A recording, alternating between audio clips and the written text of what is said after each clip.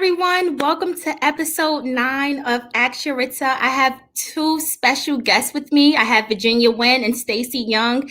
They are both educators, and honestly, they are doing their thing on social justice, equity, microaggressions, CRT, you name it. Hi, ladies. How are you? Hi. Hi, Good. Thank you. Yaritza. Thanks for having us. I'm so excited. So, Virginia, can you tell us a little bit about yourself? Sure. So I am a history teacher, high school, and I'm like in my 16th year. It's crazy to say that. 16th year, this is the hardest year ever, not only for me, I'm sure for everybody. And I'm super excited to be here and talk with you and have conversations about what it means to be like a culturally responsive teacher and how we can engage in anti-racism together and what that looks like in our classrooms. Oh, welcome. I'm excited. And Stacy, how are you? I'm doing well, thank you. I am a mystery teacher in Orange County. This is my 12th year, and like Virginia said, very challenging indeed. And both Virginia and I have recently been presenting with an emphasis and focus, kind of sharing our commitment to diversity, equity, and inclusion, kind of doing that in addition to what we do. But we bring a lot of our classroom experience to when we're able to present and share with other educators. So I love this, and this aligns directly with our viewers' question. So we were asked, how can I foster collaboration among my students? I literally thought about you guys because you're putting in the work, whether that's at a high school level or middle school or even in your districts. So let's dive in. How can we foster collaboration with students?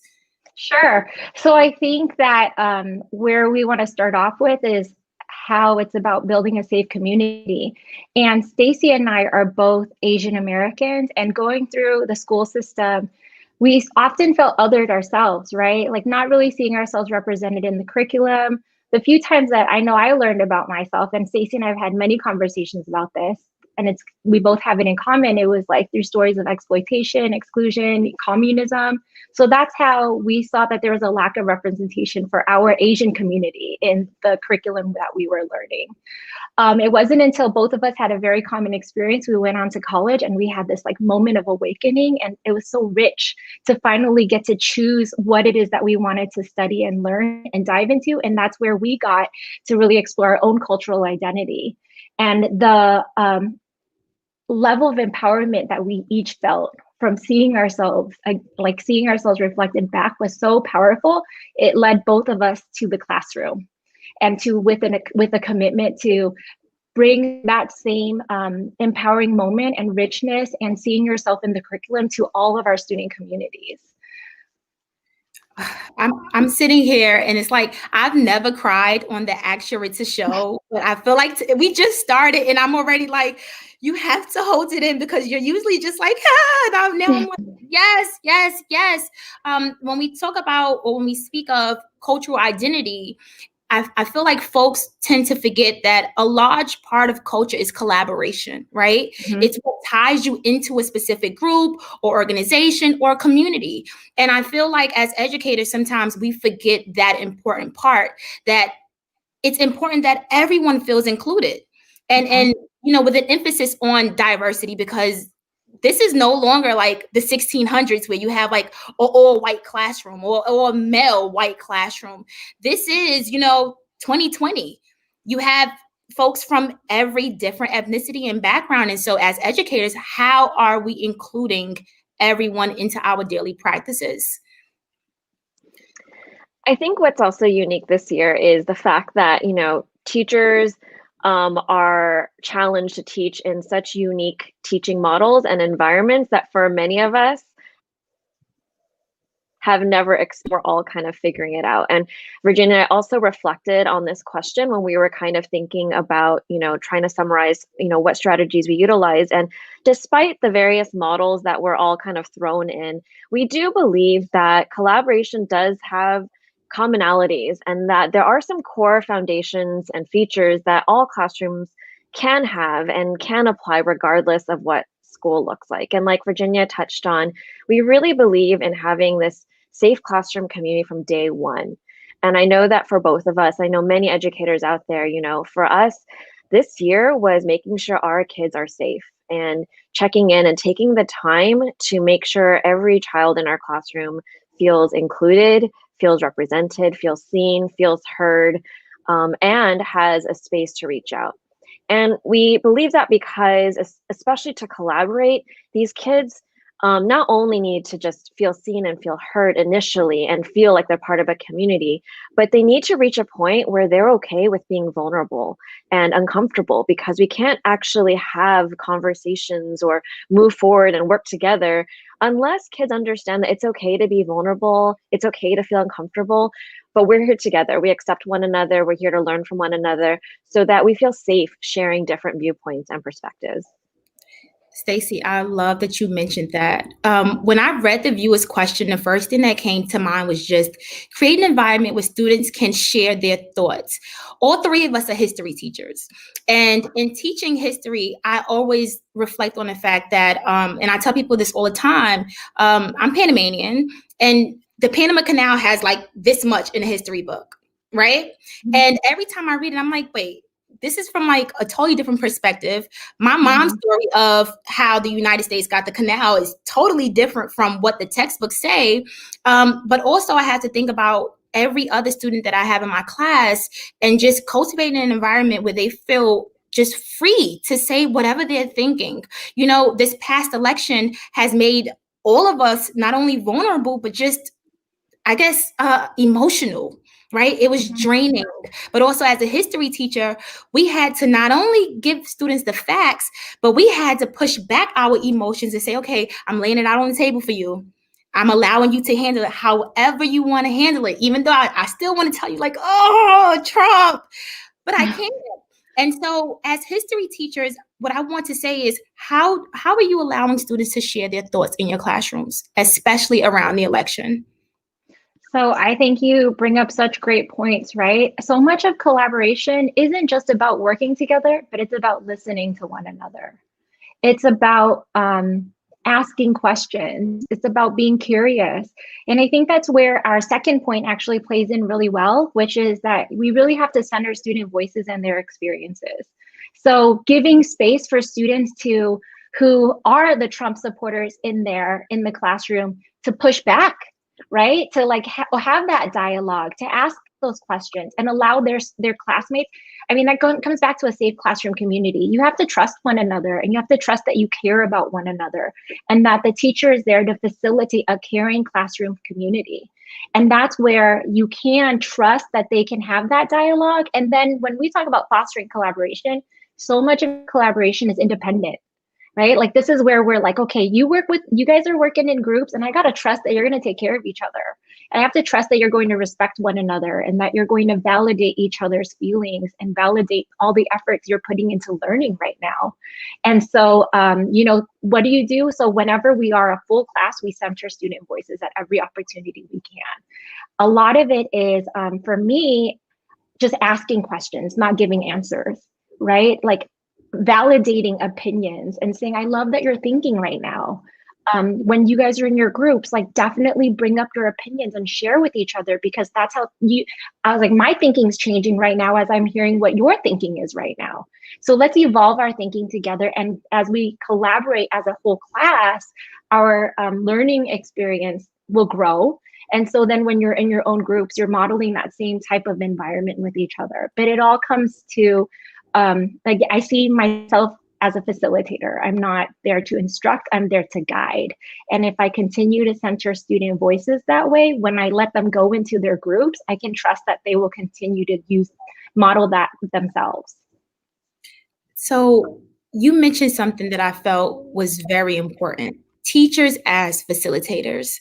You guys mentioned that you have over 10 years in a classroom, right? Which means times have changed. As teachers, we're supposed to adapt to changing times, but also take a seat back and learn from our students. And so just becoming a facilitator, for me, I know when I do that, I'm constantly learning, but also just to even bring up the topic of microaggressions, sometimes educators tend to lower standards and expectations for students who they believe deserve it. I'm gonna just put the word deserve in it. And sometimes that's what most of the time is what hinders kids from actually progressing to their full potential. And so just becoming a facilitator, stepping back and allowing kids to show you what they're capable of is what we actually need to do. Stacy, what are your thoughts on this?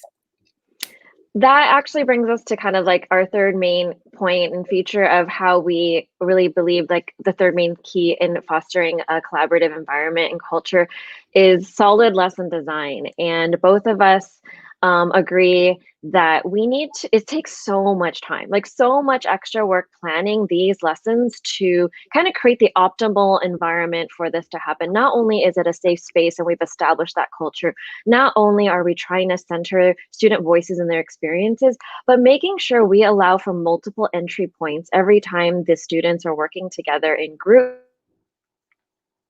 in different and providing multiple opportunities for success, because our goal is we want students to shine, feel confident, be successful.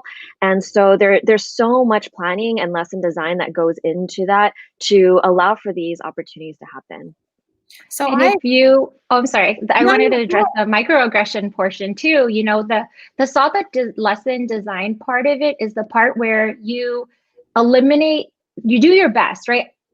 I've made mistakes all over my career, and I will continue to make these mistakes. I'm learning every day. And I want to make sure that my classroom is safe enough where when I make a mistake, a student can be like, oh, Miss Lynn, that hurt.